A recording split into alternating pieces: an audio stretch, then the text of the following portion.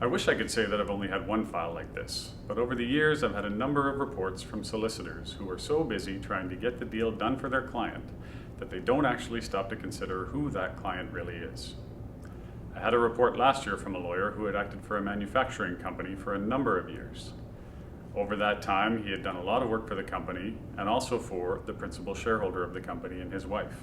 He had come to be good friends with the principal shareholder. They would golf together once a month, they would go for dinner together with their wives, things like that. They got along quite well. At some point, the company got into some financial trouble and needed to go looking for financing in order to be able to carry on with its operations. The lawyer got involved and was able to find private financing to help out the company. That financing came with a requirement that the shareholder and his wife provide security in the form of a mortgage over their principal residence. Having negotiated the deal, the lawyer called up the shareholder and his wife, had them into the office, and they signed up the documents. Well, if you haven't already guessed, ultimately the company defaulted on its obligations under the loan.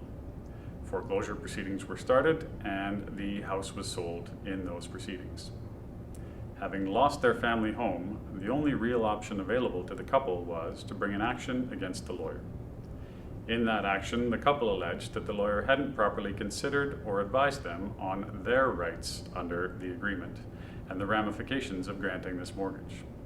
The lawyer had been so busy trying to get this deal accomplished that in his mind, the company, the shareholder, and his wife all had the same interests. He hadn't stopped to consider that the shareholder, and certainly his wife, should be sent out for independent legal advice. In this particular case, we were successful in defending the claim and no damages were paid, but it's a simple example of an issue that I've seen come up more often than I would like.